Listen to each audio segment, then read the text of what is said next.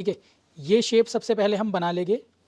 तो ये जो देखो डीप का जो हमने निशान लगाया ना, ये वाला गले के डीप का, ये एक बॉक्स बना लिया हमने सबसे पहले इसी पैटर्न में। उसके बाद क्या करना, आपने इसको रखना है इस तरीके से। अब यहाँ पर हमें सिर्फ आधा इंच का ही मार्जिन छोड़ना पड़ेगा, क्योंकि डोरी में बहुत बारीक मार्जिन चाहिए। तो जितना एक हमें इसमें मार्जिन चाहिए उस हिसाब से निशान लगा लेंगे, ताकि जब हम इसमें डोरी डालें तो शेप पूरी इस तरीके से कॉर्नर बना हुआ रहे। क्या होता है, जब डोरी डालते हैं तो उसमें उस चौड़ाई ज़्यादा रहती है, वो अजीब सा लगता है, तो इस चीज़ का ख्याल रखना। अगर आप पट्टी लगा रहे हो यहाँ पर आधा इंच चौड़ी, तो उसके हिसाब से ये चौड़ाई रखनी है। अगर 1 इंच की चौड़ाई लगा रहे हो तो उसके हिसाब से आपने ये चौड़ाई रखनी है, ठीक है। और ये पैटर्न ड्रेस में, ब्लाउज में, किसी चीज़ में, सूट में भी यूज़ होता है। ये ऐसा नहीं कि इसी में यूज़ हो रहा, अगर सूट में कट कर रहे सेम ही तरीका होएगा उसका भी, यही इसको मतलब कट करने का।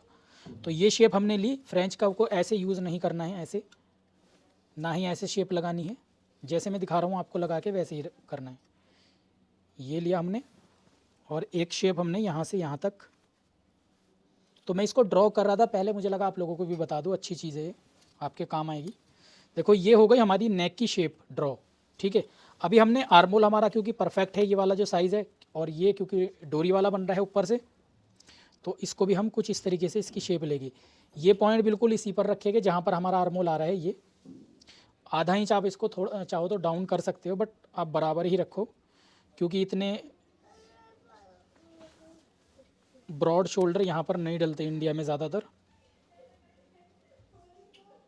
दिल्ली, मुंबई ऐसी जगह पे तो डल जाते हैं, सेलिब्रिटी लोग रहते हैं, वो डाल सकते हैं अगर इस तरह का पैटर्न आप बना रहे हो, ठीक है। ये पैटर्न हो गया हमारा इसका।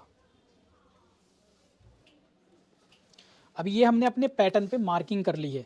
और देखो ये जो पॉइंट आएगा हमारा, ये आएगी हमारी डोरी, जो भी हम डबल डालेंगे डोरी। अब इसका जो जो भी साइज़ होएगा, मान लीजिए यहाँ से हम इसको नापे, तो 4.5 इंच का जो ये साइज़ निकल रहा है हमारा, यानी कि टोटल 9 इंच की हमारी ये इस तरीके से डोरी आएगी यहाँ पर। स्ट्रैप 9.5 तक हम यूज़ कर सकते हैं इसके अंदर, ठीक है जी। मार्जिन उसके अंदर अलग से रहेगा जो भी आप यहाँ पर ऐड करोगे। तो देखो ये शेप निकल के आ गई हमारी। अब जब हम इस पर कटिंग करेंगे तो इसी शेप के हिसाब से इसको कट करना है हमने। ये अब एक तरीका तो ये, तो आप चाहो तो इस पैटर्न को यूज़ कर सकते हो। अगर आपने परमानेंट पैटर्न बना रखा है एक डम्मी का, जैसे कि मैंने बनाया हुआ है ये लाइनिंग के ही ऊपर, तो मैं इस लाइनिंग को तो नहीं ख़राब करूँगा, क्योंकि मेरा फिर मुझे दोबारा उतना ही टाइम लगा के पैटर्न उठाना पड़ेगा। तो मैंने क्या किया, मेरा जो मार्किंग है, जो डिज़ाइन है, मैंने वो ड्रॉ कर लिया इसमें। बाकी का काम अब हम यहाँ कटिंग करते हुए करें। तो देखो ये शेप आ गई हमारी, ठीक है।